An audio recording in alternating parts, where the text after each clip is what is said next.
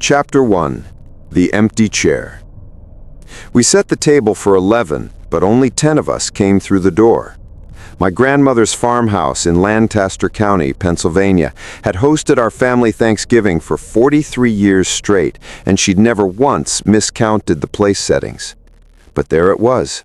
An extra chair pulled up to the harvest table, complete with hand-stitched napkin, polished silverware catching the amber light from the chandelier, and one of her good china plates positioned just so.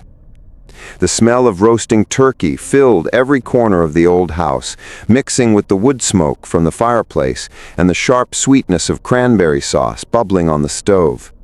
Outside, the first snow of the season was just beginning to dust the barn roof and the split-rail fence that marked the property line. My cousins were already arguing about football in the living room, and someone had put on the Macy's parade, the sound of marching bands tinny through the old TV speakers. But I couldn't stop staring at that chair, positioned between where I always sat and where Uncle Mike would settle in with his annual complaint about the stuffing being too dry. Grandmother moved through the kitchen with the efficiency of a woman who'd orchestrated this meal dozens of times, her apron dusted with flour, her silver hair pinned back in the same style she'd worn since I was a child. She hummed something old and hymn-like as she basted the bird, checking the meat thermometer with a practiced eye. I asked her about the extra setting while helping carry the green bean casserole to the table, trying to keep my voice casual. She looked up at me with those pale blue eyes that had always seemed to see more than they should, and for just a moment, something flickered across her face. Recognition, maybe? Or memory? "That's for Charlie," she said simply, as if it explained everything, and went back to stirring the gravy. The name meant nothing to me. I'd memorized our family tree for a school project years ago, interviewed every living relative, documented births and deaths and marriages going back 5 generations. There had never been a Charlie in our line, not that I could recall. But the way she said it, with such certainty and tenderness, made me hesitate to push further. Dinner began the way it always did, with my uncle's half-hearted attempt at saying grace, and someone's phone buzzing during the Amen. We passed bowls of mashed potatoes and boats of steaming gravy, filled our plates with the ritual abundance of the holiday. Turkey and dressing, yams topped with melting marshmallows, rolls still warm from the oven. The empty chair sat there among us like a guest who'd arrived early and decided to wait in silence. But then, my Aunt Linda, sharp-eyed Linda, who forgot nothing, pointed at the chair and asked what we were all thinking. Grandmother set down her fork with deliberate care, the kind of careful movement that precedes something important. "Charlie was my brother," she said quietly, her voice cutting through the sudden hush. "He died on Thanksgiving Day, 1962. He was 7 years old." The words landed like stones in still water.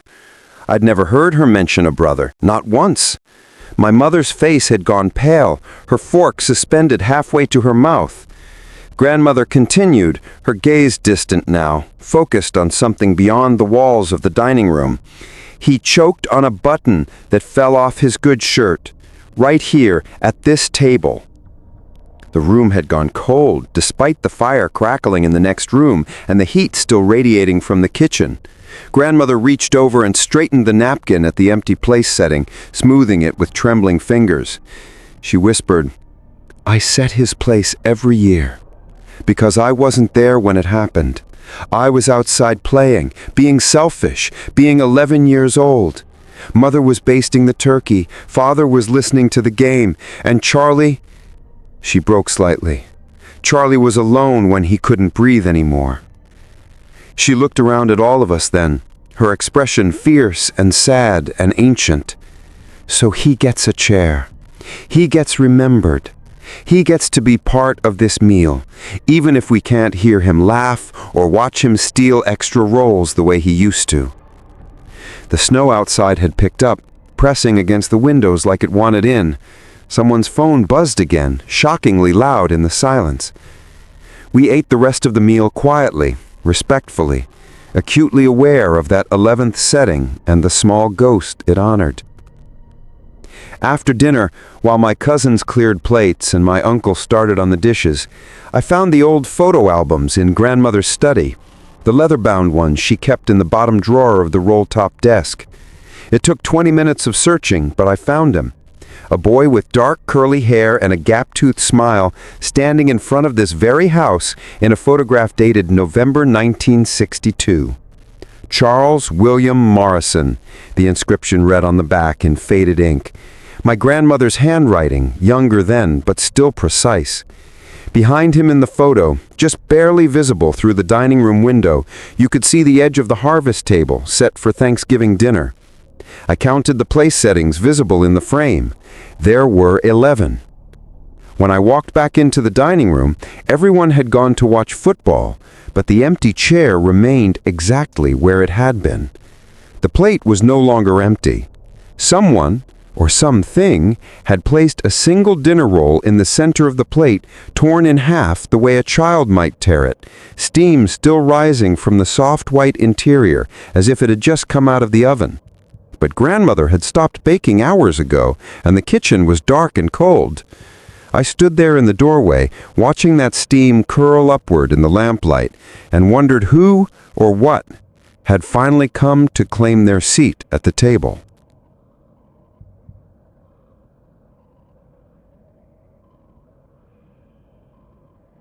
Chapter 2. The Turnpike Pilgrim. The hitchhiker appeared in my headlights exactly where Route 80 cuts through the Wyoming Valley, near Bloomsburg, right around mile marker 237. I'd been driving for 6 hours straight from Cleveland, racing the clock to make it to my sister's place in Parsippany for Thanksgiving dinner, and the monotony of the interstate had turned the world into a blur of white lines and red taillights. The November rain was coming down in sheets, the kind of cold, relentless downpour that turns the turnpike into a gray tunnel of spray and reduced visibility. Most people were smart enough to be home already, gathered round tables heavy with food, safe from the weather. But there he stood on the shoulder, thumb out, wearing what looked like authentic pilgrim clothing, the tall black hat, the white collar, the dark wool coat that hung to his knees. At first I thought it was some kind of holiday costume, maybe a guy coming from a historical reenactment or a church pageant. I should have kept driving. That's what you're supposed to do, what every horror movie and true crime podcast tells you never to ignore. But something about the way he stood there, so still in the pouring rain, so patient, made me ease my foot off the gas. The rational part of my brain was screaming that this was a terrible idea, that I was a 28-year-old woman alone on a dark highway with a dead phone charger and a half tank of gas, that every serial killer documentary started exactly this way. But the windshield wipers were beating their rhythm, and the rain was hammering the roof of my Honda, and there was something almost biblical about his stillness that pulled at me. I stopped. He opened the passenger door with old-fashioned courtesy, water streaming from the brim of his hat, and settled into the seat with a soft exhalation. "Grateful for your kindness," he said, his voice carrying a strange formality, an accent I couldn't quite place, not quite British, not quite American, something in between that reminded me of old recordings from the early 1900s. "Where are you headed?" I asked, pulling back onto the highway, my hands tight on the wheel. He didn't answer immediately, just stared through the windshield at the rain-slicked road ahead, his profile sharp in the passing headlights of an 18-wheeler. When he finally spoke, his words made my skin prickle despite the heater blowing full blast. "I'm going home," he said softly. "I've been trying to get home for a very long time." His hands, I noticed now, were strange, too pale, almost translucent in the dashboard light, and when he moved them, they seemed to leave a faint trail in the air like a double exposure. That's when I realized something was fundamentally wrong. His clothes weren't wet. Not a drop of rain clung to the wool coat. No water dripped from the hat he'd removed and set carefully in his lap. He'd been standing in that downpour for who knows how long, and he was completely dry. My mouth went dry as bone. The mile markers were flying past, 238, 239, 240, and the rain showed no sign of letting up. I tried to keep my voice steady, tried to sound normal even as every nerve in my body was screaming at me to pull over and run. "What's your name?" I asked. He turned to look at me then, really look at me, and his eyes were the color of fog on deep water, gray and bottomless and infinitely sad. "John Billington. I was with the Mayflower Company." I almost laughed, would have if terror hadn't been closing my throat. Because that was impossible, absurd, the kind of thing someone says when they're mentally ill or playing an elaborate prank. But then he continued, his voice taking on the cadence of someone reciting a confession they'd held inside for centuries. "I was the first pilgrim executed in the New World, hanged for murder in 1630. Every Thanksgiving since, I walk this land, trying to find my way back to the family I left behind. But the roads keep changing, the land keeps changing, and I can never quite remember which way is home." The exit sign for Bloomsburg appeared in my headlights, exit 236, the very one I'd just passed, and I realized with creeping horror that we were driving in a loop, that the mile markers were going backward, even though my speedometer showed 55, and the road stretched straight ahead. John Billington smiled sadly and reached for the door handle. "You should stop now," he said gently. "Let me out here. Some journeys aren't meant to be shared." I slammed on the brakes, heart hammering, and the car skidded slightly on the wet pavement before coming to a stop on the shoulder, exactly where I'd first seen him. He opened the door, stepped out into the rain that somehow still didn't touch him, and turned back to face me one last time. "Happy Thanksgiving," he said, and something in his voice broke my heart as it terrified me. "Be grateful you know where home is." Then he walked into the darkness beyond the headlights and vanished completely, not fading or dissolving, but simply ceasing to exist between one moment and the next, like a film cutting to black. I sat there shaking for a full 5 minutes before I could convince my hands to grip the wheel again. When I finally pulled back onto the highway, the mile markers ran forward normally, and the exit for Parsippany appeared right on schedule. But in my rearview mirror, just for an instant, I swear I saw him standing on the shoulder again, thumb out, waiting for the next driver to show mercy to a pilgrim who could never find his way home.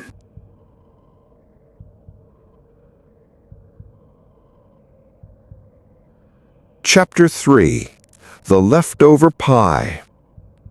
Mrs. Henderson's pecan pie sat cooling on the windowsill of her trailer home in Meridian, Mississippi, steam rising from the lattice crust into the humid November evening. She'd made it the way her grandmother taught her: dark corn syrup, Georgia pecans, a shot of bourbon she'd never tell the church ladies about, and it was perfect, golden brown and smelling like every Thanksgiving should smell. The small trailer park off Highway 45 was quiet for the holiday, most folks having gone to family gatherings in Jackson or Mobile or Memphis, leaving only a handful of retirees and shift workers behind.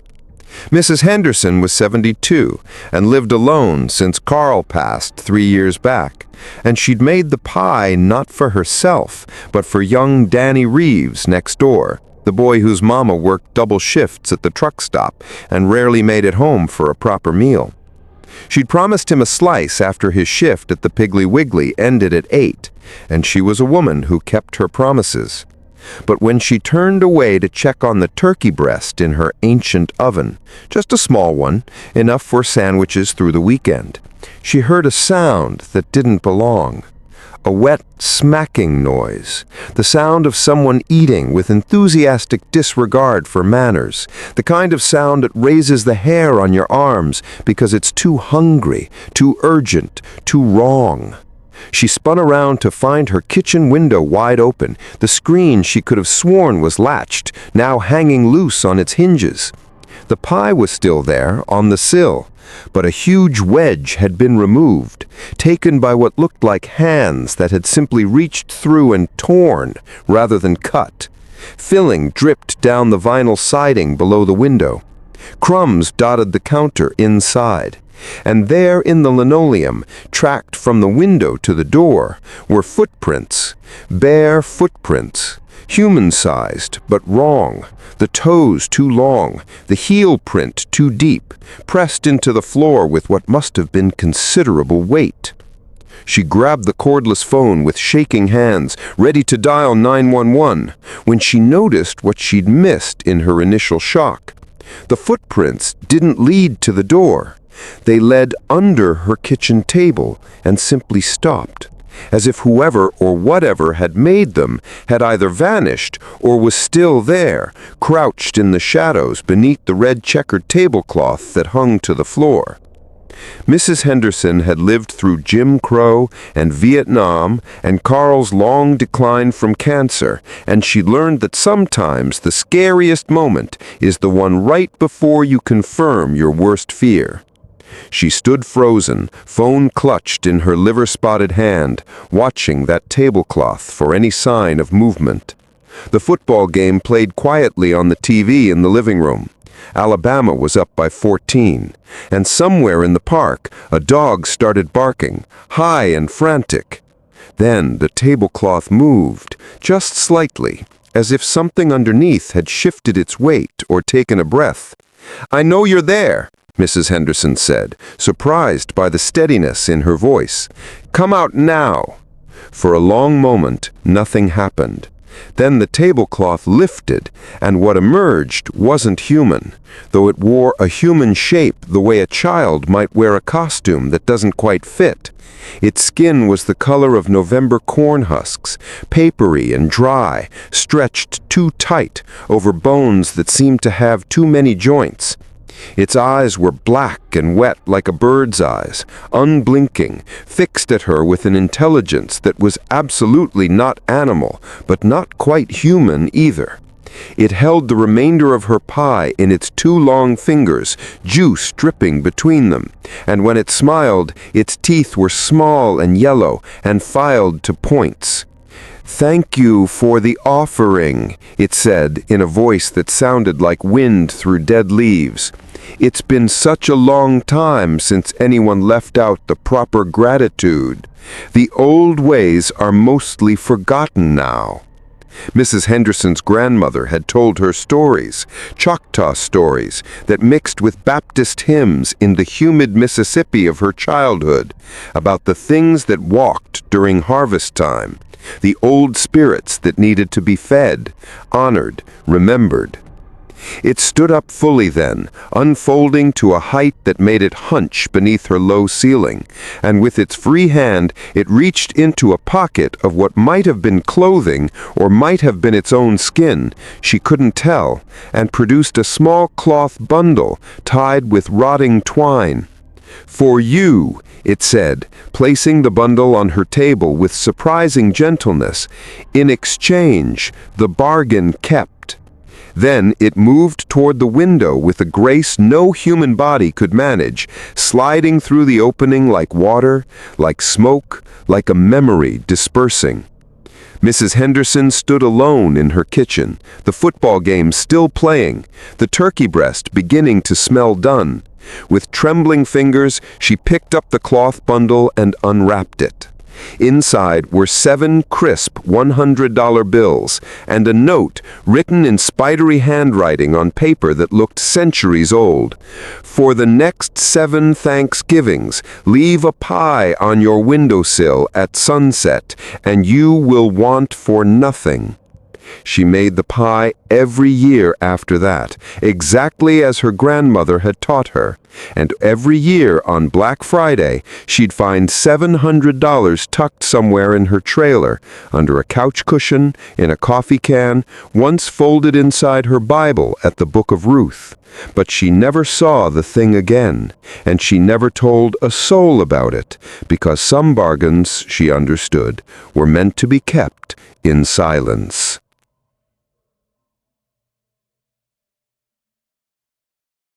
Chapter 4. The Black Friday Broadcast.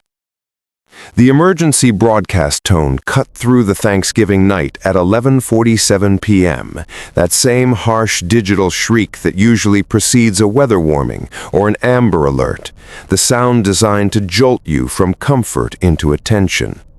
Jake Morrison was sprawled on his parents' couch in their ranch house outside Spokane, Washington, in that particular food coma state that follows a Thanksgiving feast, watching the pre-Black Friday news coverage with half-closed eyes, while his mom wrapped leftover turkey in the kitchen and his dad snored in the recliner. The TV flickered, the screen going to the familiar blue background with white text that accompanied emergency broadcasts. But the message that scrolled across wasn't about weather or missing children. It read, "Emergency alert. Remain indoors. Do not approach anyone claiming to be shopping for Black Friday sales before 12 a.m. Lock all doors and windows. This is not a drill." Jake sat up, suddenly very awake, the drowsiness evaporating like steam off cooling coffee. His mother appeared in the doorway, dish towel in hand, her face puzzled. "Did you see that?" she asked. Before Jake could answer, the broadcast tone sounded again, even louder this time, and the message changed. "Update. If someone knocks on your door claiming to need help finding a store, do not answer. If someone calls asking what time you plan to shop, do not respond. Stay inside. Stay silent. Wait for the all clear." The messages were coming from the official emergency alert system, the same system that had warned them about wildfires last summer and ice storms last winter, transmitted through every TV and radio station simultaneously. This wasn't a prank. Couldn't be, given the infrastructure required. Jake's phone buzzed with the same alert, the text version appearing on his lock screen, along with dozens of confused messages in the family group chat. His dad woke with a snort, disoriented, asking what was happening. Outside, the November night was unusually quiet for Thanksgiving evening. No cars passing on their residential street, no neighbors visible through windows that were normally lit and welcoming. Then Jake heard it. The sound that would fuel his nightmares for years after. A voice calling from somewhere down the street, cheerful and wrong in a way he couldn't articulate. "Hello? Does anyone know what time Target opens? I need to be first in line. Hello?" It was a woman's voice, bright and enthusiastic, the kind of voice that should belong to a soccer mom or a kindergarten teacher. But there was something underneath it, something that made his lizard brain scream danger. His mother moved to the window, and Jake lunged forward to pull her back. "Don't," he said urgently, surprising himself with the certainty in his voice. They stood together in the darkened living room, the TV still displaying its dire warnings, and listened to the voice grow closer. "I'm looking for the best deals. Who wants to come shopping with me? It's almost midnight. Black Friday is almost here." The voice passed their house, and through the crack in the curtains, Jake caught a glimpse of the figure.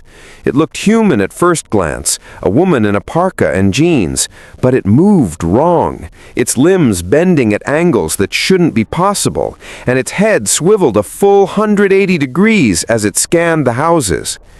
The emergency broadcast continued through the night, the messages growing more specific and more disturbing with each update. "Do not believe anyone who claims to be lost. Do not trust familiar voices.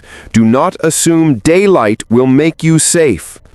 Jake and his parents sat in their darkened living room, curtains drawn, phones silenced, listening to the sounds outside. More voices now, calling out deals and discounts and promises of doorbuster savings, dozens of them moving through the neighborhood like a grotesque parody of carolers. Around 3 a.m., something tried the front door handle. Around 4 a.m., something tapped on Jake's bedroom window on the second floor. At 5:47 a.m., the voices suddenly stopped, cutting off mid-sentence, and the silence that followed was somehow worse than the calling had been. The emergency broadcast changed one final time. "All clear issued. Threat has passed. Retail locations will open as scheduled. Have a safe Black Friday." And just like that, the world returned to normal, or pretended to. When dawn finally came, pale and cold over Spokane, Jake went outside with his father to check the neighborhood. Nothing seemed disturbed. No footprints in the frost, no signs of break-ins, no evidence that anything unusual had happened at all.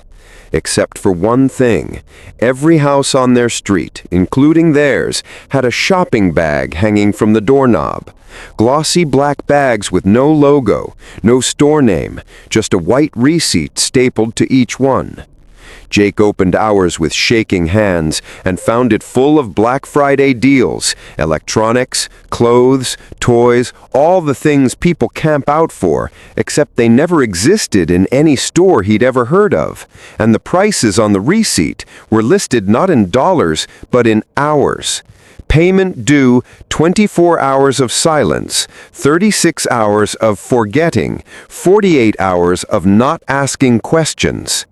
His mother threw the bag away immediately, but Jake noticed that several neighbors kept theirs, carried them inside, and when he saw those people in the following weeks, they seemed different somehow. Quieter, more vacant, like they traded something essential for those too-good-to-be-true deals. The local news never mentioned the broadcast, and when Jake tried to find it online, every search came up empty, as if it had never happened at all. But he knows what he heard that Thanksgiving night, and he's never gone shopping on Black Friday since, no matter how good the deals are.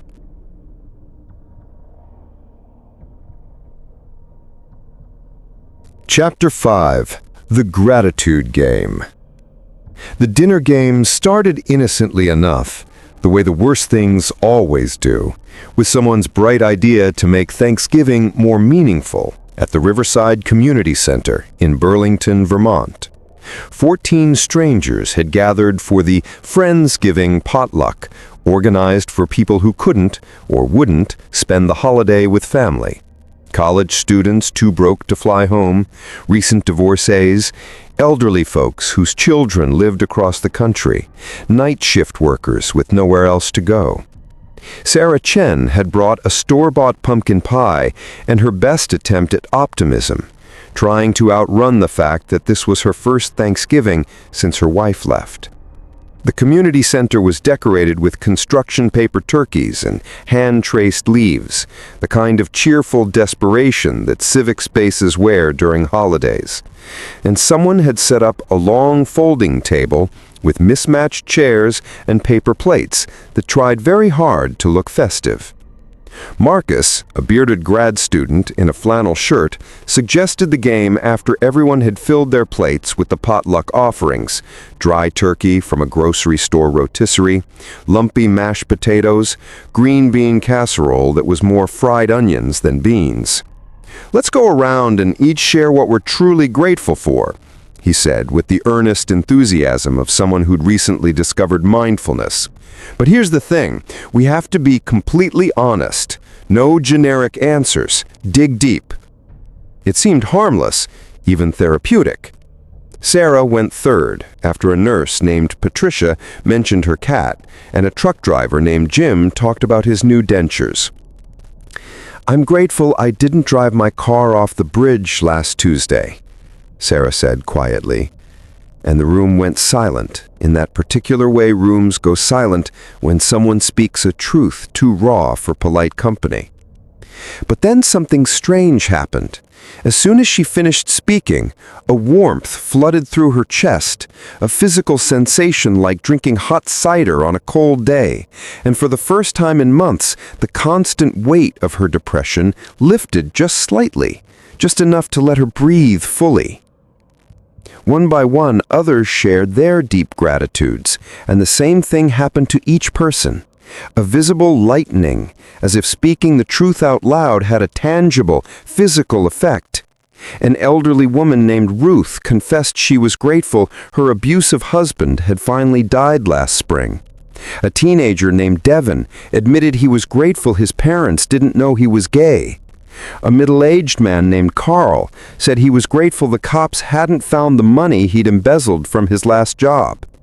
With each confession, each raw admission of gratitude for things you weren't supposed to be grateful for, the room grew warmer and brighter, the fluorescent light seeming to glow with unusual intensity.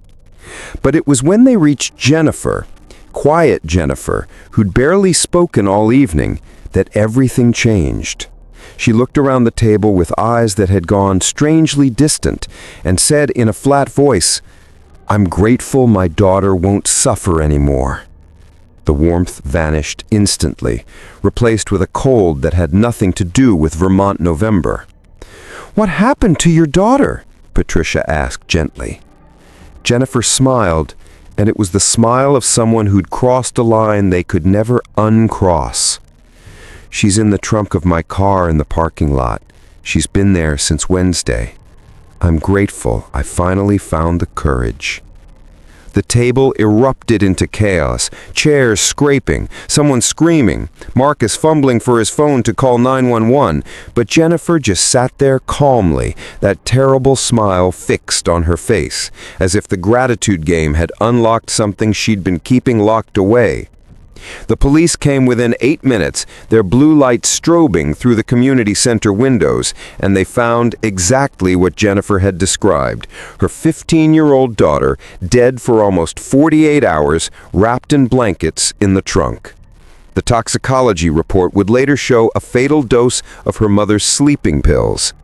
But here's what the police report didn't include, what none of the survivors could quite explain. In those few minutes between Jennifer's confession and the arrival of the police, something else had happened. Each person who'd played the gratitude game felt it. A presence in the room, something that had been feeding on their honesty, their raw truths, growing stronger with each confession like a fire fed by kindling. Sarah had looked across the table and seen it for just an instant, a shadow that wasn't cast by any light source, moving between them, touching each person who'd spoken their deepest gratitude. The Friendsgiving was never held again at the Riverside Community Center, and the participants scattered to the wind, most of them moving away from Burlington within the year.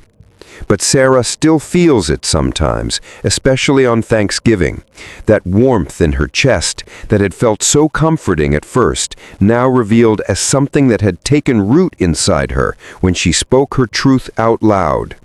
She's never been able to feel genuine gratitude since, without also feeling watched, as if something out there is still listening, still waiting for her to feed it more truths, more raw and terrible gratitudes.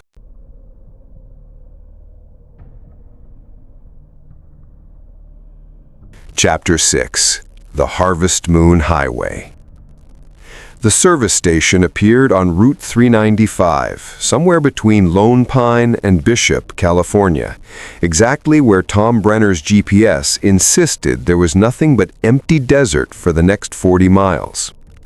He'd been driving for 9 hours straight from San Francisco, trying to reach his brother's place in Reno for Thanksgiving dinner, and the November sun was dropping fast behind the Sierra Nevada, painting the sky in shades of bruised purple and blood orange that looked too vivid to be real. His fuel gauge had been flashing red for 20 miles, the little warning light blinking like an accusatory eye. And when those old-fashioned pumps materialized out of the desert heat shimmer, the kind with the glass cylinders on top that belonged in a museum or a photograph from 1952, he felt nothing but relief. The sign above the station read Harvest Moon Service in faded letters, and a single fluorescent light buzzed over the office door, attracting moths the size of his thumb. Tom pulled up to the pump, his Tesla's sleek lines looking absurd next to the vintage equipment. And that's when he noticed the first oddity. The price on the pump read 33 cents per gallon. He laughed out loud, assuming it was broken or decorative, some Route 66 nostalgia bullshit for tourists. But when he climbed out of the car, his legs stiff from driving, the smell hit him. Not gasoline, but something older, earthier, like hay and wood smoke, and the particular metallic scent that comes before a thunderstorm. The office door was propped open with a cinder block, and inside he could see a man in grease-stained coveralls sitting behind a counter, reading a newspaper that looked yellowed with age. No credit card reader was visible, no modern convenience store filled with energy drinks and beef jerky, just shelves lined with glass bottles of Coca-Cola and candy bars in wrappers Tom vaguely remembered from childhood photos. The air felt wrong, too, still, and when he looked up at the sky, he realized the sun hadn't moved at all in the 5 minutes since he'd pulled in. It hung frozen at the horizon, neither setting nor rising, suspended in that eternal golden hour. "Help you?" the attendant called out, emerging from the office with a rag in his hands, wiping black grease in patterns that seemed almost deliberate. Up close, the man looked ordinary enough, maybe 60, weathered face, eyes the color of motor oil. But there was something off about the way he moved, as if he were slightly out of sync with the world, lagging a half-second behind his own actions. "Need gas," Tom said, trying to sound normal, even though nothing about this felt normal. "And maybe some answers about where exactly I am."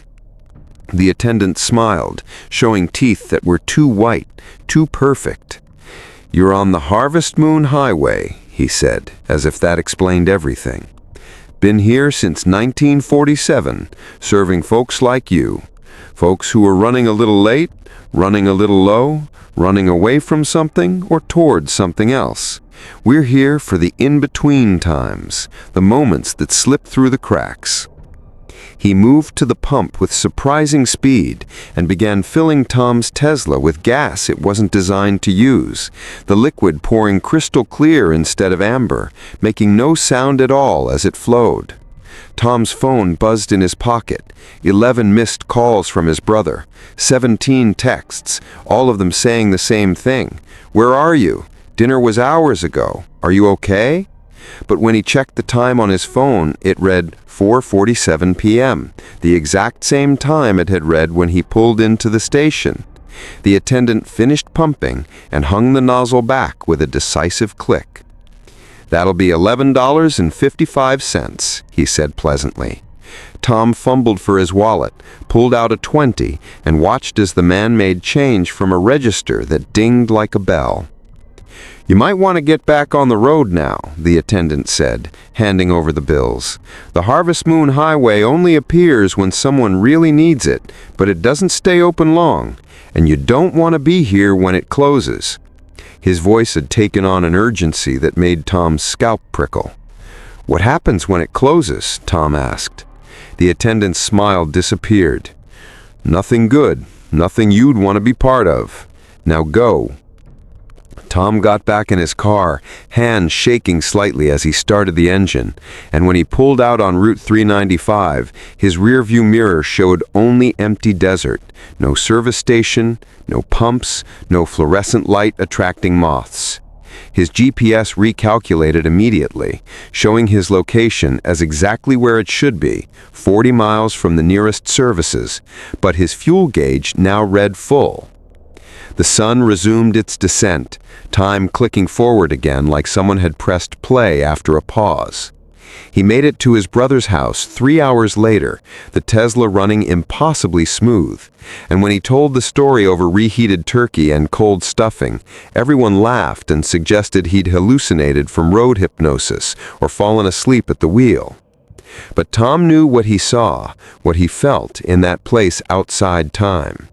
And when he checked his wallet later that night, the change the attendant had given him consisted of bills that hadn't been printed since 1963, each one crisp and new, as if it had been minted yesterday.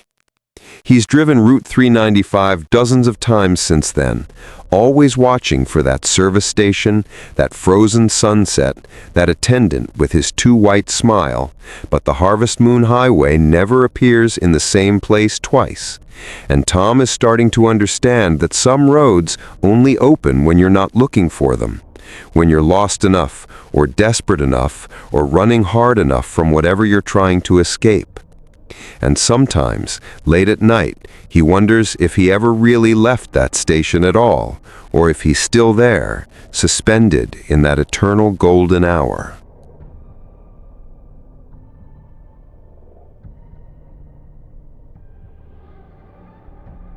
Chapter 7.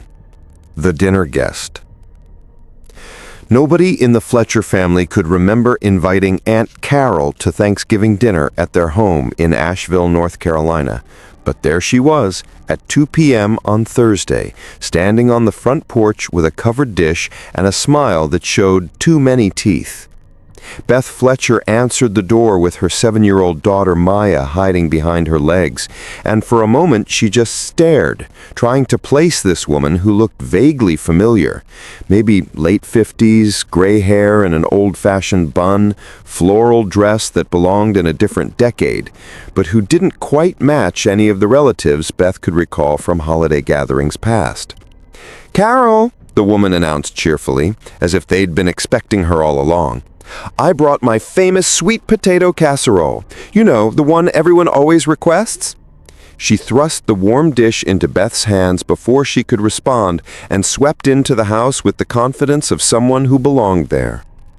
Beth's husband, Mark, was in the kitchen basting the turkey, and when Beth asked him quietly who the hell Aunt Carol was, he looked as confused as she felt. "Maybe she's one of your cousins from Raleigh?" he suggested, but his voice carried doubt. Beth's mother, who was visiting from Charlotte and had been in the family for 63 years, claimed never to have met a Carol. Her sister Jennifer, scrolling through her phone while pretending to help set the table, couldn't find any Carol in the extended family tree.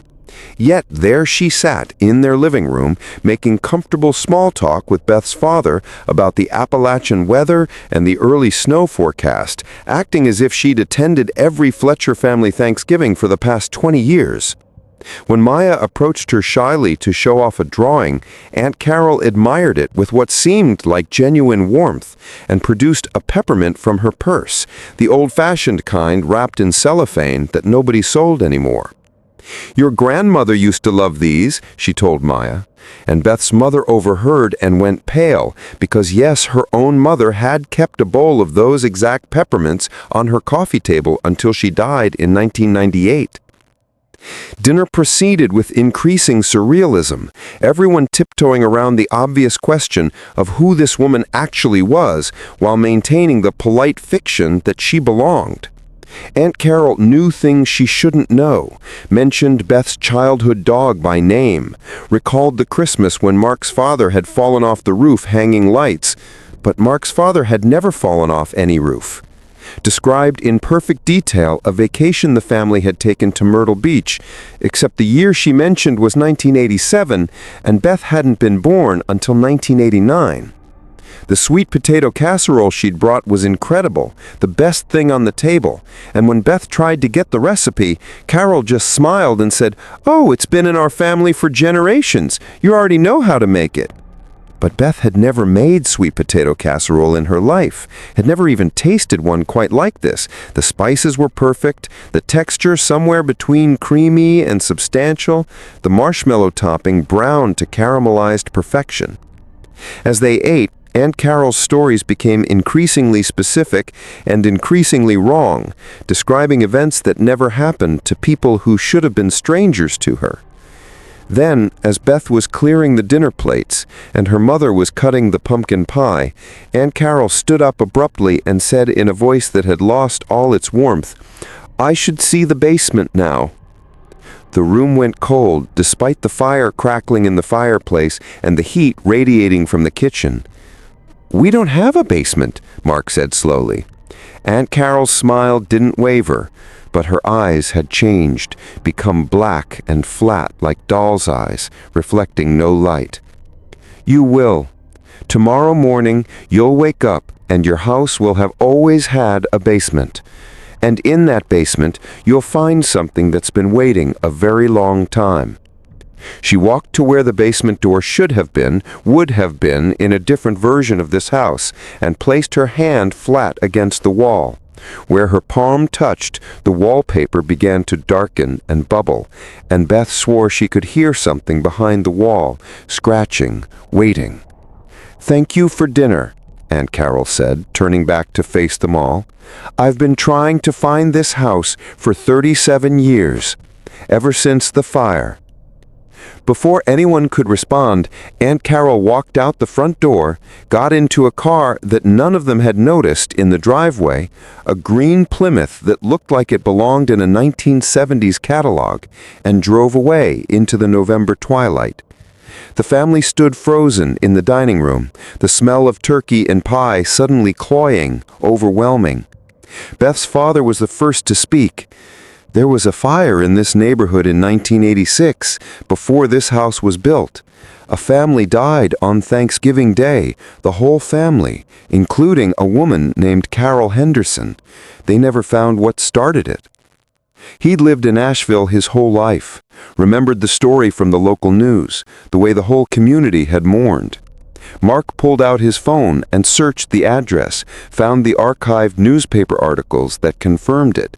5 people dead, including Carol Henderson, age 53, in a firehouse on November 27, 1986, at the exact location where the Fletcher house now stood. When Beth went to throw away the sweet potato casserole dish, nobody wanted to eat from it now. She found it wasn't a dish at all, but a fire-blackened baking pan. The ceramic melted and refrozen in places. The food inside turned to ash that crumbled at her touch. And the next morning, when Maya came running upstairs screaming about the new door she had found in the hallway, Beth and Mark discovered that their house had indeed grown a basement overnight, a musty space with concrete walls and a single bare bulb, and in the corner, covered in 37 years of dust, sat a child's bicycle and a stack of photo albums and a note in spidery handwriting that read, "Thank you for finally letting me come home. You can keep the casserole recipe. It's in your grandmother's cookbook, 3rd page from the back, written in the margins in pencil where you never thought to look."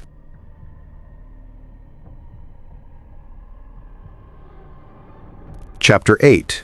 The Plymouth Rock Lighthouse. The lighthouse off Plymouth, Massachusetts, should have been abandoned, its beam extinguished since 1998 when the automated systems were replaced by a simple navigation buoy. But on Thanksgiving night 2023, Coast Guard officer Sean Mallory saw it blinking from his patrol boat. 3 long flashes, 3 short, 3 long, repeating every 30 seconds in the unmistakable pattern of an SOS. He radioed it in, wondering if some drunk kids had broken into the old structure to party, though the lighthouse sat on an isolated rock, accessible only by boat, and surrounded by waters cold enough to kill in 15 minutes this time of year. The November wind was picking up, bringing the smell of snow and brine, and the forecast called for freezing rain by midnight.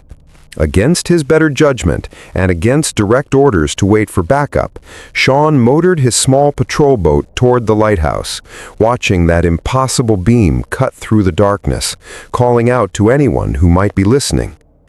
The door to the lighthouse hung open on rusted hinges, banging against the frame with each gust of wind, and inside, Sean's flashlight beam revealed a spiral staircase leading up into darkness.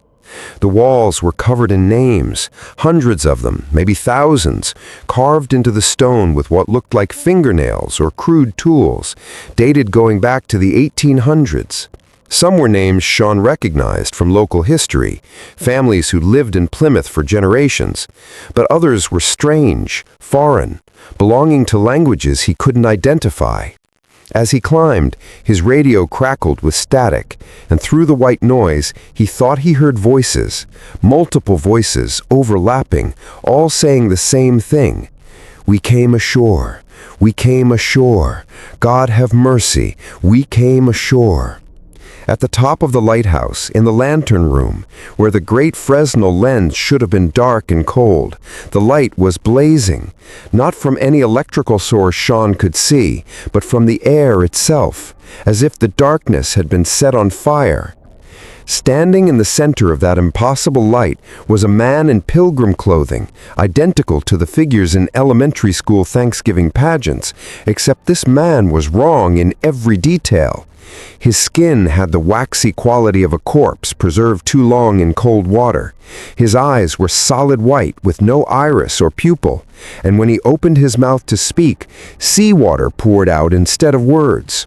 Sean stumbled backward, his foot catching on the top step, and he would have fallen if the pilgrim hadn't reached out with shocking speed and grabbed his wrist. The hand was ice cold and impossibly strong, and where it touched Sean's skin, frost began to form up his arm like a living thing. The pilgrim's mouth kept moving, seawater gushing, and somehow Sean could understand the words that weren't being spoken. We didn't all survive the first winter. Half the Mayflower passengers died before spring. But what they don't tell you is what we did to survive, what we agreed to, what came ashore with us. The pilgrim released Sean's wrist and pointed down through the glass floor of the lantern room toward the rock below. Sean looked down and saw them, dozens of figures standing in the freezing surf, all dressed in pilgrim clothing, all with that same dead white stare, all looking up at the lighthouse with expressions of terrible hunger. "Every Thanksgiving," the pilgrim said, his voice now clear as a bell despite his mouth still pouring seawater, "we come back. We remember what we traded for survival. We remember the bargain struck with the thing that came from the deep waters, the thing that taught us which plants were safe and which were poison, the thing that ensured the harvest would be plentiful, the thing that asked only one small price in return." Sean tried to pull away, but the pilgrim held him fast. "One life per year, one soul to feed the deep. The Wampanoag knew the old ways, warned us, but we were desperate, starving, dying. We agreed. We've been paying ever since." The lighthouse beam intensified, and Sean realized with creeping horror that it wasn't a beacon to guide ships safely home. It was a lure, calling something up from the depths. The water below the lighthouse began to churn, and something vast broke the surface, something that had never been fully seen, never fully comprehended, something that existed in the spaces between human understanding and ancient nightmare. The pilgrim smiled with his waterlogged face and released Sean's wrist. "Go now," he said. "Tell them the truth. Tell them Thanksgiving isn't about gratitude, it's about payment. Tell them the harvest is never free, the survival is never guaranteed, and the old bargains never expire." Sean ran, crashing down the spiral stairs, names of the dead or the taken or the sacrificed blurring past him, bursting out into the November night and sprinting for his patrol boat. Behind him, the lighthouse flared once, twice, 3 times, and then went dark. When he looked back from the safety of open water, the lighthouse was gone, not collapsed or destroyed, but simply absent, as if it had never been there at all. The Coast Guard report dismissed his story as hypothermia-induced hallucination, and the official records show that Plymouth Rock Lighthouse has been decommissioned since 1998, though Sean can still show you the scar on his wrist where the pilgrim grabbed him, a mark of frostbite in the perfect shape of long-dead fingers.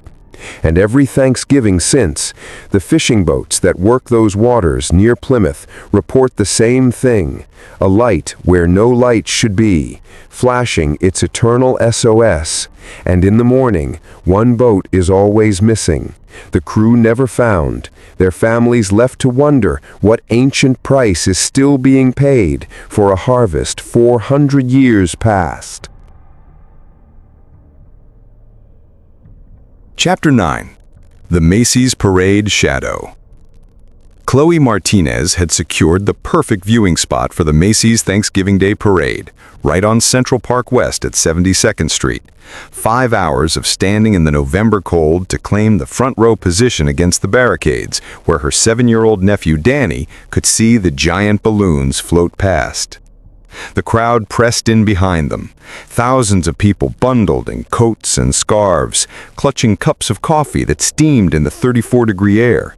And the energy was electric with anticipation, despite the early hour.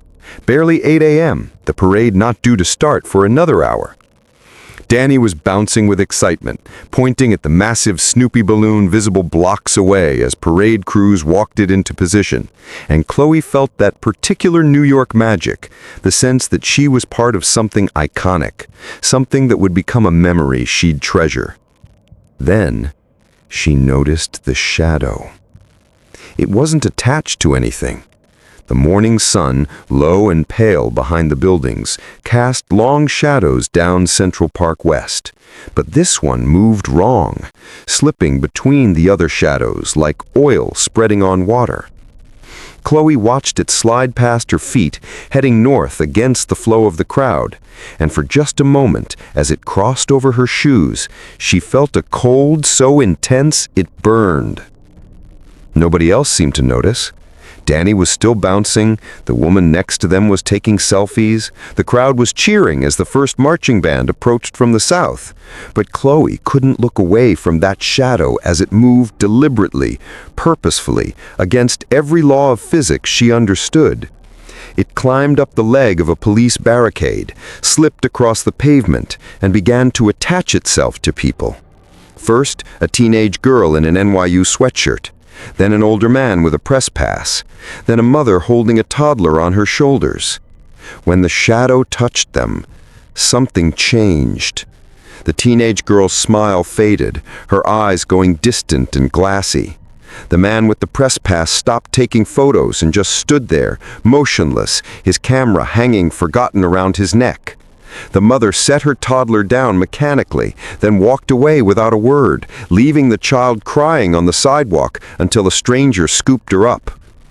Chloe felt panic rising in her throat like bile. She grabbed Danny's hand and tried to push back through the crowd, but there were too many people, packed too tightly, and the shadow was moving faster now, touching person after person, spreading through the crowd like a contagion of stillness. Those it touched didn't scream or run, they simply stopped, became empty vessels standing in place with vacant eyes, and when Chloe looked directly at any of them, she could see the shadow moving inside them, visible through their skin like smoke behind frosted glass. The parade continued obliviously. The first giant balloon, SpongeBob SquarePants, 20 feet tall and grinning, floating past to cheers from the unaffected portions of the crowd. But here, on this stretch of Central Park West, something was terribly wrong. Chloe counted at least 30 people who'd been touched by the shadow, all standing motionless among the celebrating crowd, and the shadow kept moving, kept spreading, kept choosing its targets with what seemed like terrible intelligence. Then it turned toward Danny. Chloe didn't think, just scooped her nephew up and ran, shoving through the crowd with desperate strength, ignoring the angry shouts and spilled coffee and shocked faces. Behind her, she heard a sound that didn't belong in any Thanksgiving parade, a low, resonant hum, like a note played on an instrument too large for human hands. And when she risked a glance back, she saw all the shadow-touched people turn in unison to face the same direction, toward the Museum of Natural History, their mouths opening in perfect synchronization to release that same terrible hum. She made it 3 blocks before her legs gave out, collapsing against the window of a closed Duane Reade with Danny crying in her arms. The parade music was still audible, tinny and distant, but the street where they'd been standing was visible down the block, and Chloe watched in horror as every single shadow-touched person began to walk in lockstep toward the museum, moving with mechanical precision through the confused crowd. Sirens wailed, police radios crackled, and the parade was stopped for what the news would later report as a security incident and a mass medical emergency. But Chloe knows what she saw. Dozens of people, maybe more, walking into the Museum of Natural History and never coming back out. The museum was evacuated, searched by police and federal agents, but none of the shadow-touched were ever found. The official story claimed they must have exited through side doors, must have been part of some flash mob or coordinated protest, but Chloe has nightmares about them still. Imagines them standing in the dark halls of the museum, empty bodies waiting for instructions from whatever force had hollowed them out. She's watched the parade footage 1,000 times since, frame by frame, and in one shot, just visible for 3 frames, so quick you'd miss it if you blinked. You can see the shadow moving between the legs of the Spider-Man balloon. And if you look very closely at the balloon itself, you can see its painted smile has changed, grown wider, become something that isn't quite a smile anymore, but something older, hungrier, something that's been waiting in the crowds of American gatherings for generations, feeding on the spaces between celebration and terror. The moments when we're all pressed together, shoulder to shoulder, too distracted by spectacle to notice what's moving among us, touching us, choosing us, hollowing us out for purposes we can't begin to understand.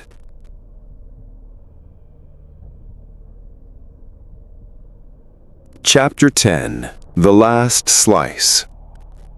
The tension in the Brennan family kitchen had been simmering all through Thanksgiving dinner, the kind of toxic atmosphere that develops over years of resentment and unspoken grievances, and now it all came down to the last slice of pumpkin pie, sitting in the center of the kitchen counter in their split-level home in Des Moines, Iowa. Rebecca Brennan, 34, stood on one side of the counter, her eyes fixed on the pie with an intensity that bordered on madness. Her younger brother Travis, 29, stood opposite her, his jaw clenched in that stubborn way that had driven their mother crazy when he was a teenager. Their father had died last February, and this was the first Thanksgiving without him, and somehow all the grief and anger and family dysfunction had crystallized into this single moment. Who would get the last slice of the pie that Dad had always loved, that he'd made every year from his mother's recipe, that Rebecca had attempted to replicate, and that Travis insisted she'd ruined by using canned pumpkin instead of fresh? "I'm taking it," Rebecca said quietly, her voice carrying a warning that Travis either didn't hear or chose to ignore. He reached for the slice, and she grabbed his wrist with shocking force. "I said I'm taking it." The kitchen was still full of family, their mother washing dishes at the sink, their Uncle Bob passed out on the couch in the living room, their cousin Sarah scrolling through her phone at the table. But nobody intervened, sensing that this was about more than pie. That this was about who got to inherit Dad's recipes, who had been the favorite child, who had made it home in time before he died, and who hadn't. Travis yanked his hand free and shoved Rebecca backward into the refrigerator hard enough to rattle the contents. "You don't deserve it. You barely visited him. You were too busy with your bullshit job in Chicago while I was here, taking care of him, watching him die." Rebecca's face crumpled, then hardened into something fierce and frightening. She picked up the knife they'd used to cut the pie, an 8-inch chef's knife, sharp enough to slice through flesh with less effort than pumpkin, and pointed it at her brother. "Take it back," she whispered. But Travis had inherited their father's stubborn streak and their grandfather's temper, and instead of backing down, he grabbed the pie tin itself and held it close to his chest like a child protecting a toy. "Make me," he said. And the words hung in the air for one perfect moment, the kind of moment where everything could still be pulled back from the edge, where someone could laugh nervously and diffuse attention, where their mother could turn from the sink and intervene with maternal authority. But nobody did, and that moment passed, and Rebecca lunged forward with the knife, not really intending to use it, just trying to scare him, to make him back down, to win this stupid, pointless fight that somehow meant everything. Except Travis stepped backward to avoid her, his heel caught on the leg of a chair, and he went down hard, still clutching the pie tin, and Rebecca couldn't stop her momentum, couldn't pull back fast enough. The knife went into his shoulder just below the collarbone, sliding through the flannel shirt he'd worn because Dad had worn flannel.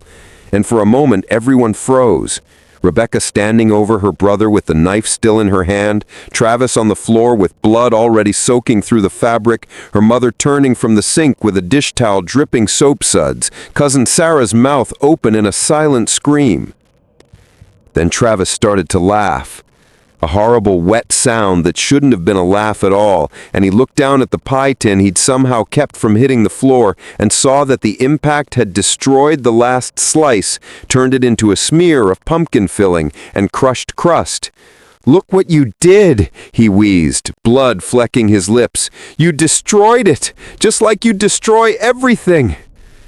Rebecca dropped the knife and fell to her knees beside him, her hands shaking so badly she couldn't apply pressure to the wound, and their mother was screaming into her phone for 911, and Uncle Bob was stumbling into the kitchen asking what the hell was happening.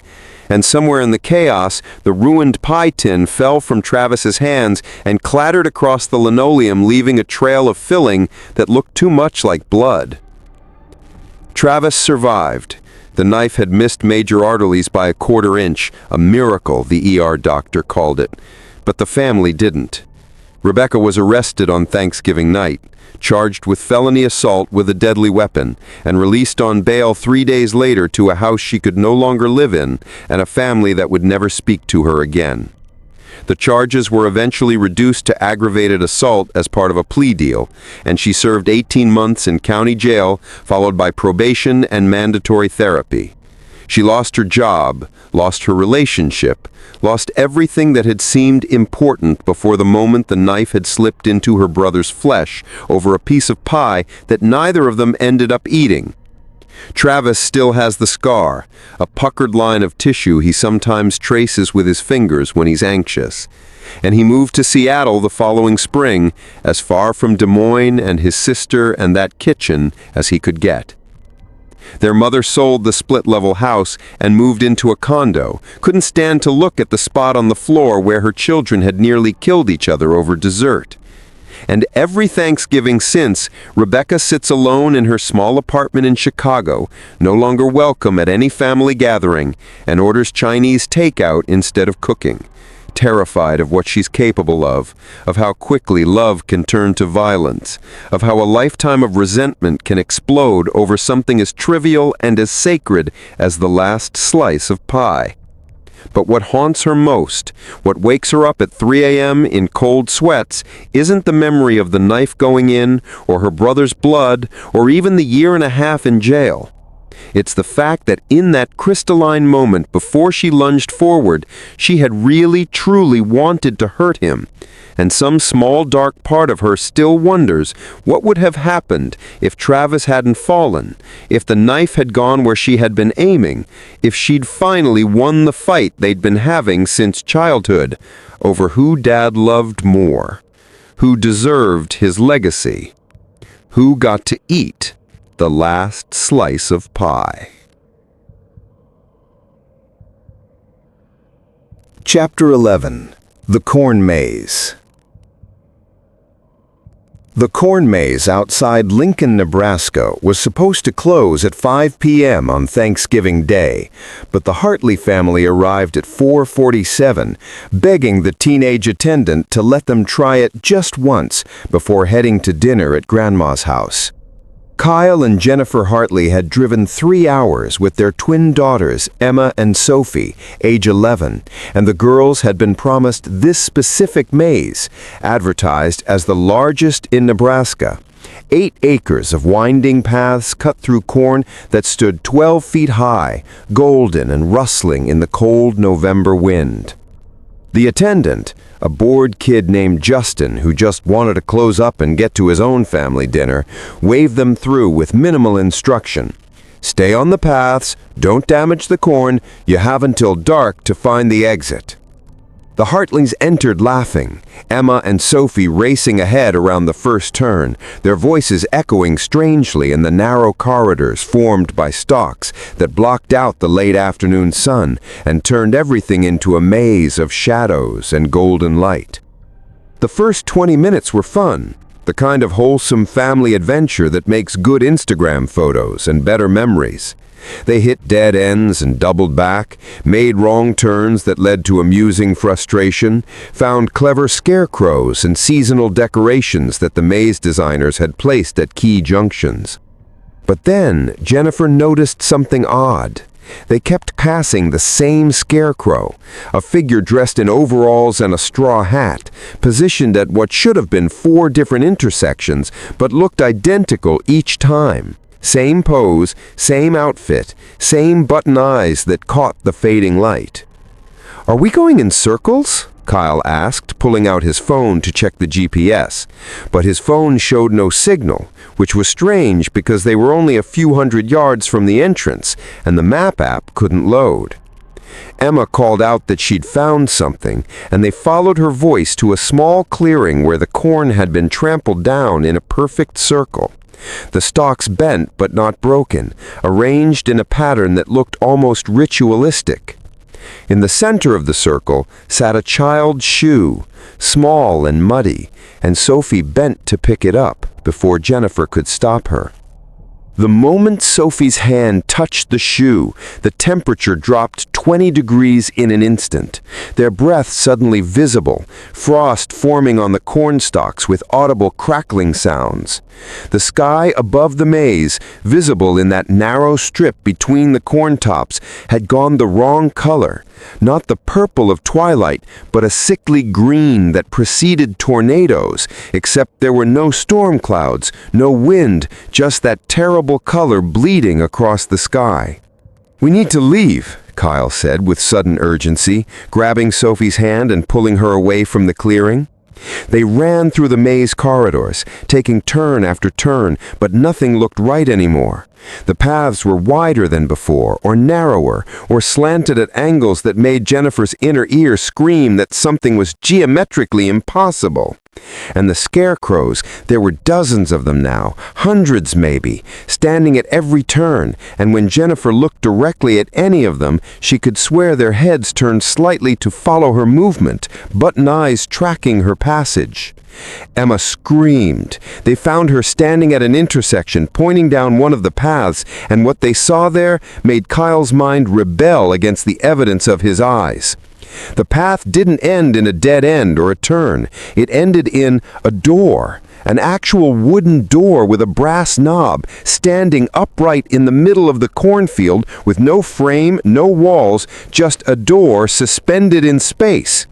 Through the gaps around the door's edges, they could see the corn stalks that should have been directly behind it, but when Kyle pulled the door open, it revealed not the continuation of the maze, but a hallway, carpeted in red, lit by fluorescent lights, lined with photographs in old frames. And every photograph showed the same thing: families in corn mazes, different families from different eras judging by their clothes and hairstyles, all of them captured in the moment before something terrible, their faces showing the first bloom of true fear. The most recent photograph, in a frame that looked brand new, showed the Hartley family entering the maze 47 minutes ago. Except in the photo, there was a fifth figure standing behind them, tall and made of corn stalks woven together in human shape. Jennifer slammed the door and pulled her family away, running now without any sense of direction, just the animal need to escape. The corn rustled around them with sounds that had nothing to do with wind, whispers in voices that might have been human once, but were tangled up in stalks and roots and earth for so long they'd forgotten how humans were supposed to sound. They burst out of the maze at 7:23 p.m., 3 full hours after dark should have fallen, to find the parking lot empty except for their car, and Justin the attendant gone, the ticket booth dark, no sign that anyone had been there for weeks. The corn maze entrance behind them showed no paths, just a solid wall of corn. And when they drove away at dangerous speed, Jennifer looked back to see all the scarecrows standing at the maze entrance, arranged in a line, watching them leave. The next day after they had canceled Thanksgiving dinner with Grandma and driven straight home to Lincoln, Kyle searched for news about the maze and found an article from 3 years ago about a family who'd gone missing on Thanksgiving Day. Mother, father, 2 daughters. Last seen entering the Harvest Moon corn maze. Never found. The maze had been closed after that, condemned, the land sold, and no corn maze had operated on that property since.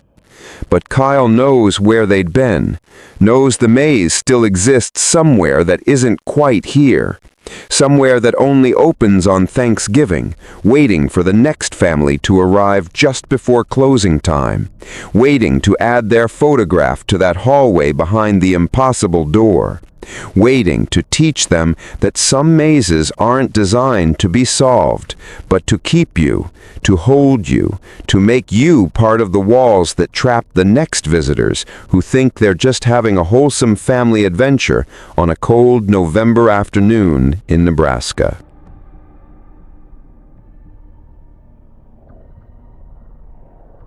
Chapter 12. The Reunion.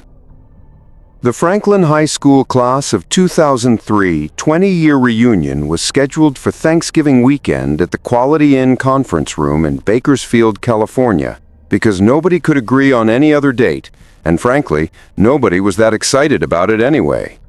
47 people had RSVP'd out of a graduating class of 203, most of them local folks who'd never left Bakersfield and were coming more out of obligation than excitement. Marcus Washington had driven in from Sacramento specifically for this, hoping to reconnect with his high school girlfriend Brianna, hoping the past 2 decades hadn't changed her as much as they'd changed him, hoping to recapture something he couldn't quite name but felt acutely missing from his current life. The conference room was decorated with blue and gold balloons, their school colors, and a banner that read "Falcons Forever" hung crooked over the cash bar, where middle-aged people who'd been teenagers together awkwardly rediscovered faces they'd half forgotten.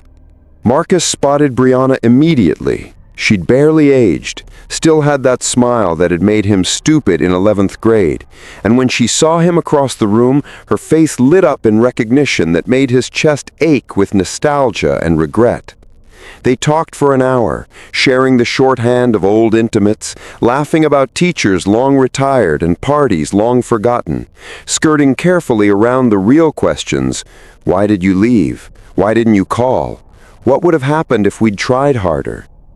Around 9 p.m., someone suggested they all go visit the old high school, just walk the campus for old time's sake, and 15 of them piled into cars and drove through Bakersfield's dark streets to Franklin High, which sat empty and dark for the holiday weekend, the chain-link fence around its perimeter easy enough to climb for people motivated by nostalgia and 3 drinks from the cash bar.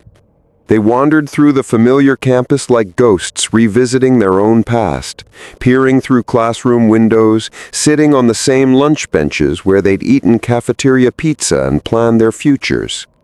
Then someone, Marcus could never remember who, suggested they check if the time capsule was still there. They'd buried it senior year, spring of 2003, under the big oak tree behind the library. A waterproof container filled with letters to their future selves, predictions about where they'd be in 20 years, mementos of their teenage lives. The oak tree was still there, massive and twisted, and in the beam of phone flashlights they found the spot, the ground slightly sunken where the capsule waited. They dug with their bare hands, laughing and dirty and drunk on memory, until someone's fingers hit metal. The container came up easily, too easily, and when they pried open the lid, the smell that emerged was wrong. Not the musty scent of old paper, but something organic, rotten, the smell of meat left too long in summer heat. Inside, instead of letters and photographs and CD mixes, they found personal items none of them remembered, including Marcus's wallet, which was currently in his pocket, Brianna's driver's license, which was in her purse in her car, and photos of all 15 of them taken tonight at the reunion, showing them gathered around this very tree, digging up this very capsule. The photos were dated November 23, 2023, today's date, but they showed the group in various states of decay, as if weeks or months had passed between shots. In one photo, they looked normal. In the next, their skin was gray, eyes sunken. In the third, some of them were clearly dead, bodies sprawled on the ground. In the final photo, only one figure remained standing, a tall shape made of shadow standing over the bodies, and in its hand was a piece of paper that read, "Time capsule contents, 15 futures, sealed in 2003, to be collected in 2023. Payment for services rendered, the bargain." Marcus looked up from the photos to find his 15 reunion companions staring at him with expressions of dawning horror, each of them realizing the same impossible truth.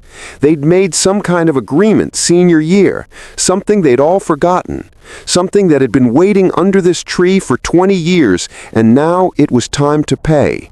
Brianna's nose started bleeding, thick and dark. Someone else collapsed, seizing. Another simply walked away into the darkness, moving with jerky, puppet-like steps as if being pulled by invisible strings. Marcus ran, his mind fracturing with terror and confusion, sprinting across the dark campus toward the parking lot. Behind him he heard screaming and sounds he couldn't identify, and worst of all, laughter. The laughter of teenagers, their own voices from 20 years ago, echoing across the empty school. He made it to his car, fumbled his keys, and drove away doing 70 through residential streets, not stopping until he was back on Highway 99, heading north towards Sacramento. In the morning, the news reported that 14 people from the Franklin High School reunion had been found dead on the campus, cause unknown, no signs of violence, but every single body showing signs of advanced decomposition inconsistent with time of death. Marcus was the only survivor, and the police questioned him for 8 hours, but he couldn't explain what happened because he didn't understand it himself, could only repeat fragments about photos and time capsules and bargains nobody remembered making. They released him for lack of evidence, but he knows the truth. Whatever they'd buried in 2003 hadn't been a time capsule, or rather, it had been a different kind of time capsule, a container for their futures themselves, sealed away and fermented for 20 years until the appointed harvest.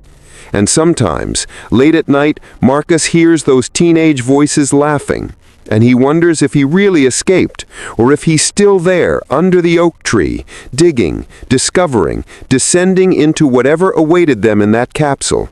His survival just another elaborate layer of the nightmare.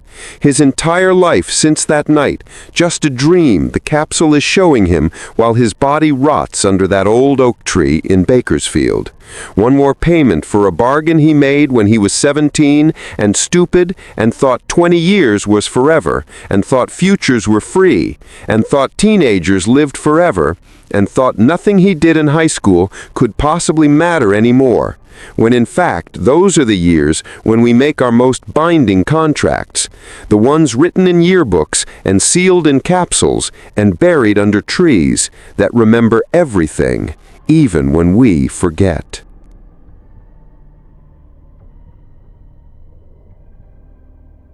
Chapter 13. The Wishbone.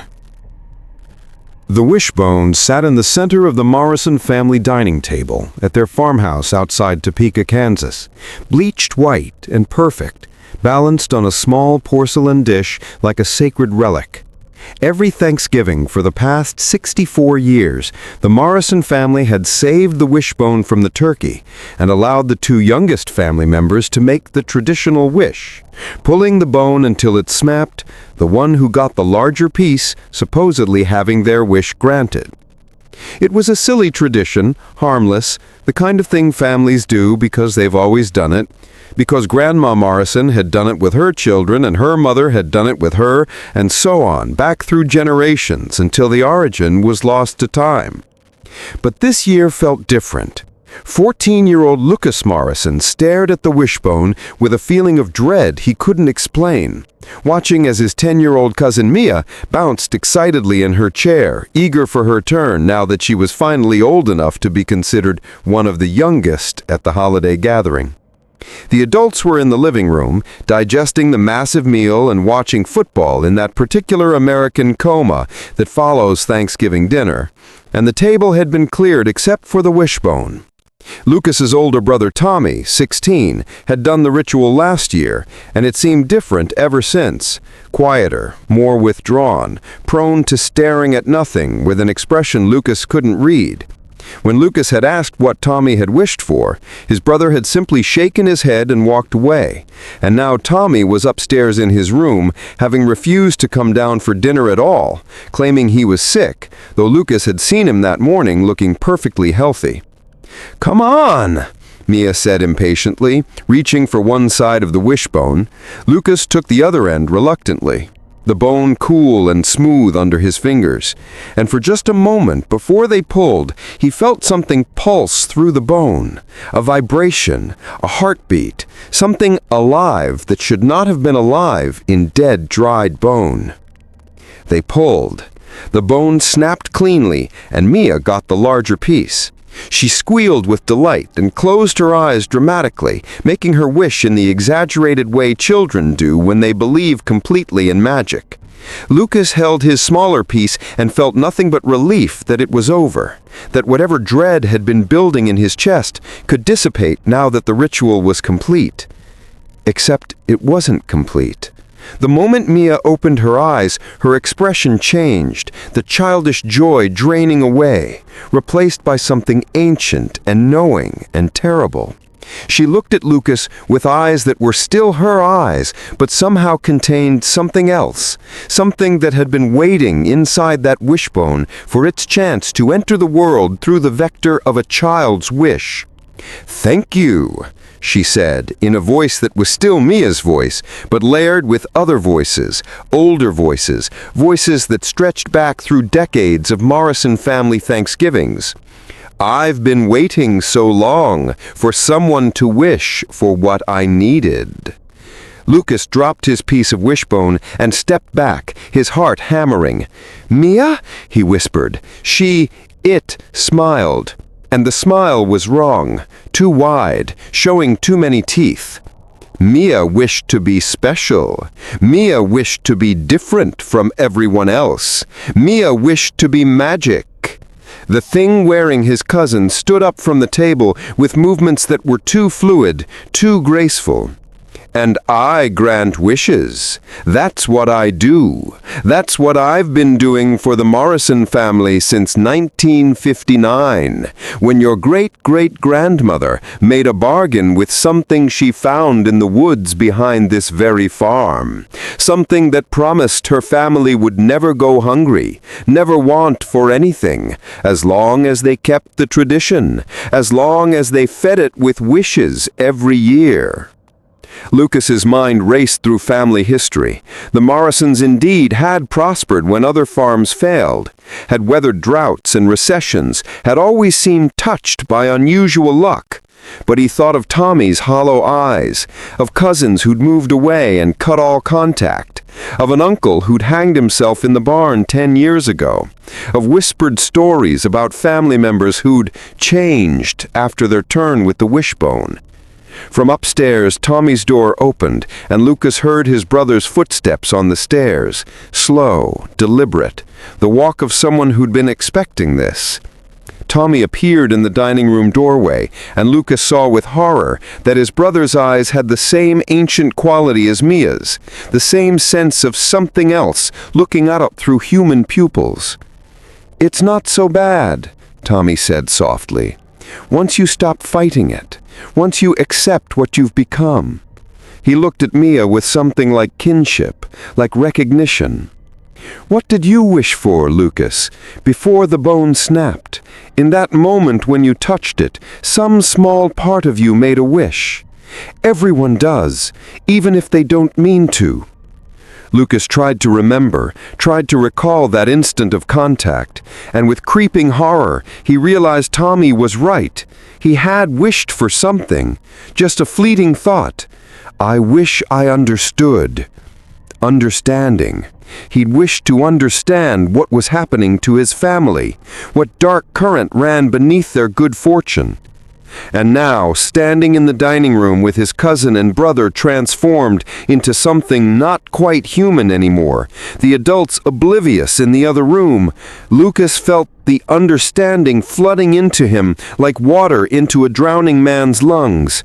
He understood that the Morrison prosperity was bought and paid for with pieces of their children's souls, harvested every Thanksgiving through the vector of innocent wishes, that the thing in the woods had been feeding on them for 60 years, that every wish granted came with a price, that some family traditions were not traditions at all, but obligations, debts, sacrifices dressed up in harmless ritual. He understood that he was next, that the understanding he'd wished for was itself the transformation, that knowledge was the poison that would hollow him out and fill him with whatever ancient intelligence lived in that wishbone. And he understood, worst of all, that he couldn't warn the younger cousins who would take their turn in future years, because part of the bargain was silence, was complicity, was standing by and watching the next generation reach for the wishbone with innocent hands while you smiled and said nothing, because you'd been where they were and you'd survived what they were about to become, and eventually they'd understand too, and the cycle would continue, because some wishes once made can never be unmade, and some traditions once started can never be stopped, only passed down like inheritance, like heirlooms, like family curses dressed up as family blessings.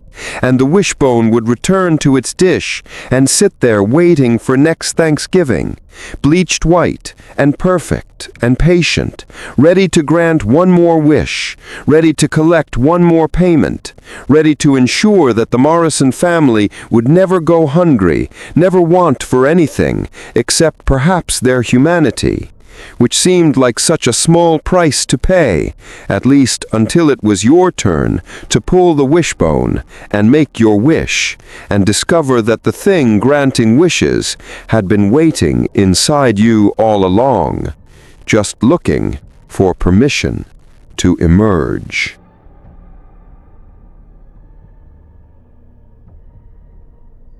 Chapter 14. The Football Game. The parking lot of Riverdale High School in Memphis, Tennessee was packed with tailgaters on Thanksgiving afternoon, families gathering before the traditional rivalry game against Southside, a matchup that had been played on Thanksgiving Day for 43 consecutive years. The smell of grilling meat mixed with the cold November air, and someone's speakers blasted country music while kids threw footballs in the spaces between cars, and adults clustered around coolers full of beer. Jake Patterson was there with his dad and his Uncle Ray, all three of them wearing Riverdale's red and white, their breath visible in the November chill as they set up their tailgate spread. This was tradition, sacred as any other Thanksgiving ritual. The game, the tailgate, the rivalry that defined their small corner of Memphis. But as they walked toward the stadium entrance, Jake noticed something that made his excitement curdle into unease. There were no Southside fans, no cars with blue and gold flags, no rival supporters visible anywhere in the parking lot. The stadium was half empty when the game started, mostly Riverdale supporters scattered through the home side bleachers, the visitor section completely vacant. The field looked wrong, too. The grass too green for late November, the yard lines painted in colors that seemed too bright, almost fluorescent in the afternoon light. The teams took the field, Riverdale in their red jerseys, Southside in blue, but when Jake looked at the Southside players through his dad's binoculars, something was wrong with their movements. They were too synchronized, too perfect, moving in unison in ways that human players shouldn't move, and when the ball was snapped on the first play, the Southside defense moved with such speed and precision that they sacked the Riverdale quarterback before he'd even finished his drop back. The hit sounded wrong, too loud, too wet, and when the players unpiled, the quarterback wasn't getting up. The coaches ran onto the field, and Jake saw something that made his stomach drop. The quarterback's arm was bent at an impossible angle, the bone clearly broken, but he wasn't screaming or crying. He was laughing, high and manic, his eyes rolling back in his head. The game continued despite the injury, despite the growing sense that something was fundamentally wrong with this matchup. Southside scored on every possession, their offense unstoppable, their defense impenetrable, and with each touchdown they celebrated in perfect unison, all 11 players moving identically, turning to face the Riverdale stands with expressions that were blank and empty. By halftime, the score was Southside 56, Riverdale 0. And 7 Riverdale players had been injured, broken bones, torn ligaments, one possible concussion. But the refs weren't stopping the game, weren't calling excessive roughness, weren't doing anything but going through the motions like automatons. Jake's dad tried to leave at halftime, had seen enough, wanted to get his family out of the stadium, but when they reached the exits, they found them blocked by ushers who smiled with dead eyes and said in monotone voices, "The game must be completed. Please return to your seats. The game must be completed." The second half was a massacre. Jake watched in horror as Southside systematically destroyed the Riverdale team, hitting harder than any high school player should be capable of, moving with inhuman speed and coordination, scoring touchdown after touchdown while the Riverdale players screamed and begged to be taken out, but the coaches, whose eyes had gone blank like the ushers, kept sending them back onto the field. The scoreboard climbed to absurd numbers, 70-0, 84-0, 98-0, and still the game continued. The clock running, but time feeling wrong, stretched out, eternal. Then, midway through the fourth quarter, Jake saw it clearly. When a Southside player tackled a Riverdale runner, something passed between them at the moment of contact, something visible only for an instant, a dark thread, a shadow, moving from the blue jersey into the red jersey. And when the Riverdale player got up, his eyes had gone blank too, and he walked to the Southside sideline instead of his own, removing his red jersey to reveal blue underneath, and now there were 12 Southside players on the field, then 13, then 14. The realization hit Jake like a physical blow. This wasn't a football game. It was a conversion, a harvesting, Southside absorbing Riverdale player by player. The traditional rivalry revealed as something darker, something that happened every Thanksgiving, something that maintained balance in Memphis through ritualized combat disguised as high school sports. His Uncle Ray was muttering prayers. His dad had his phone out trying to call 911, but getting no signal. And around them, the other Riverdale fans were starting to understand, starting to panic, trying to leave, but finding all exits blocked by ushers who smiled with dead eyes and said in monotone voices, "The game must be completed. Please return to your seats. The game must be completed." The game ended with a final score of 126-0, every single Riverdale player now wearing blue, standing in formation at midfield while the announcement echoed through the stadium. "Congratulations to Southside on another successful Thanksgiving game. See you next year, Riverdale."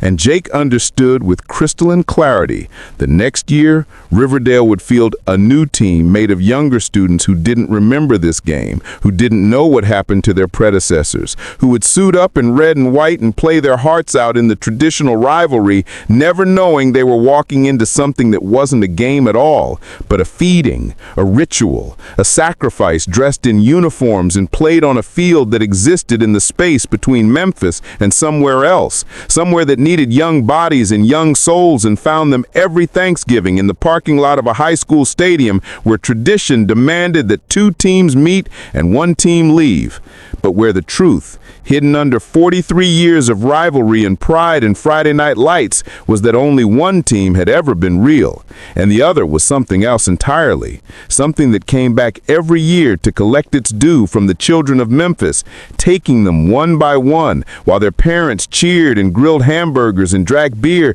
and believed they were watching football, when in fact they were witnessing something far older, far hungrier, something that had learned to hide in plain sight behind the most American of traditions. And Jake knows he'll never watch football again without wondering if the players are real or if there's something wearing the shapes of players.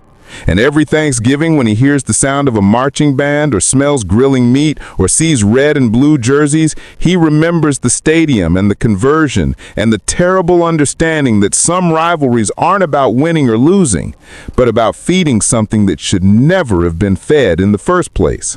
And sometimes the scoreboard shows you exactly what's happening, but you're too busy cheering to notice that the numbers don't make sense, that the injuries are too severe, that the losing team is disappearing right in front of you. Absorbed into something that wears their colors and plays their game and waits patient as stone for next Thanksgiving to come around again.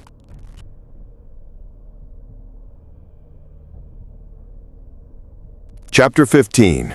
The Recipe. Margaret Foster's Thanksgiving stuffing was legendary in Willow Creek, Oregon, a small town nestled in the shadow of Mount Hood, where everyone knew everyone and family recipes were guarded like state secrets. For 37 years, Margaret had brought her stuffing to the community Thanksgiving potluck at the town hall, and for 37 years, people had begged for the recipe, offering money, trades, even marriage proposals from widowed suitors who decided that access to that stuffing was worth commitment.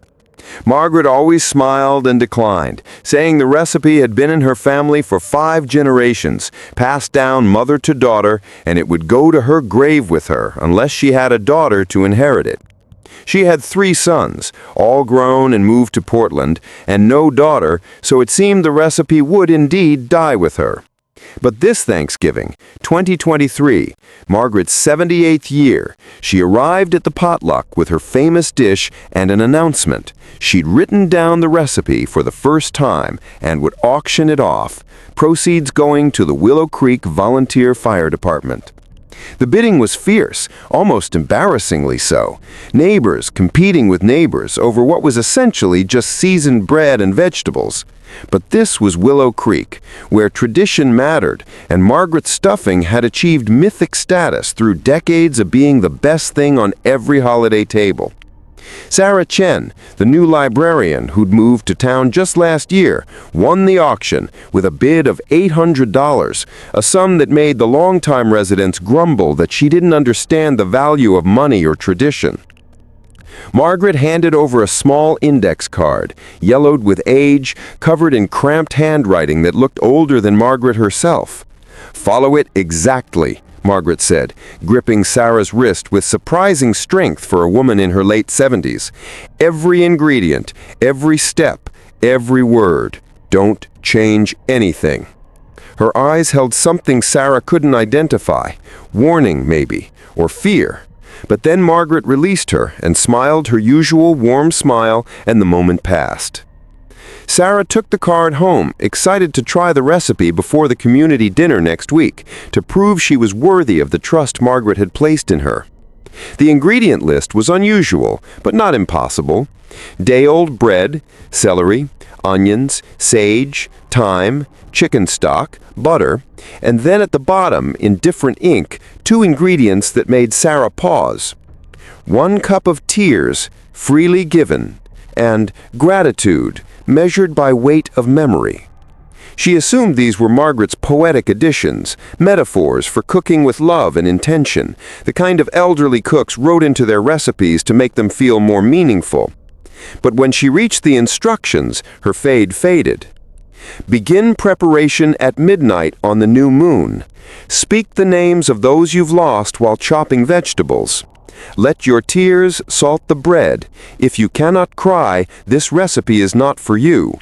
Cook until the dead answer. Serve while still listening. The final line, underlined 3 times, read, "This is not food. This is a doorway. Use wisely." Sarah should have stopped there, should have recognized that something was deeply wrong with this recipe, should have returned it to Margaret with polite excuses. But curiosity and pride and the $800 she'd spent drove her forward. The new moon fell on Thanksgiving Eve, and at midnight, Sarah stood in her kitchen with the ingredients spread before her and Margaret's recipe card propped against the flour canister. She began to chop celery, and without meaning to, she spoke the names. Her grandmother, who'd raised her after her parents died, her best friend from college, who'd overdosed at 24, her first love, who'd been killed by a drunk driver. And to her shock, tears came, real tears. The grief she'd been carrying for years suddenly unlocked by the ritual of chopping and speaking and following this recipe that wasn't quite a recipe. The tears fell into the bowl with the bread and vegetables, and the moment they made contact, the kitchen temperature dropped 20 degrees, and Sarah heard something she'd been hearing her whole life, but always dismissed as imagination or tinnitus. Her grandmother's voice, faint as wind through leaves, calling her name. She kept cooking, because stopping felt more dangerous than continuing, mixing and seasoning and speaking names, and with each name spoken, each tear shed, the voices grew louder, clearer, more present. By the time the stuffing went into the oven, Sarah's kitchen was full of them, not visible, but there, absolutely there, pressing against the boundaries of the world, drawn by the food that wasn't food, by the doorway that looked like dinner. The recipe card's final instruction was clear: serve while still listening. Sarah understood now what Margaret had been doing for 37 years, why the stuffing tasted like it did, why people couldn't forget it, because it wasn't just food, it was a communion, a bridge, a way to feed the dead and let them feed on the living's grief in equal measure. It was a bargain, sealed in tears and gratitude, maintained by ritual and precise adherence to ingredients that weren't metaphors but literal requirements for opening a door between worlds. The stuffing came out of the oven perfect, golden, smelling like every Thanksgiving that ever was, and Sarah sat in her kitchen surrounded by voices she loved, and voices she feared, and voices she'd never heard before. The ancestors of the ancestors, reaching back through generations of foster women who'd made this recipe in secret, who'd kept the door open, who'd fed both the living and the dead every Thanksgiving. And now it was Sarah's burden to carry, Sarah's door to maintain, Sarah's turn to cook at midnight and cry her tears and speak her names and feed the dead their annual meal, while the living ate and laughed and never knew they were consuming grief made manifest, sorrow transformed into sustenance, the secret ingredient in every beloved family recipe that's passed down through generations, not because it tastes good, but because it's necessary. Because the dead need to eat too. Because Thanksgiving isn't just about gratitude for what we have, but acknowledgement of what we've lost.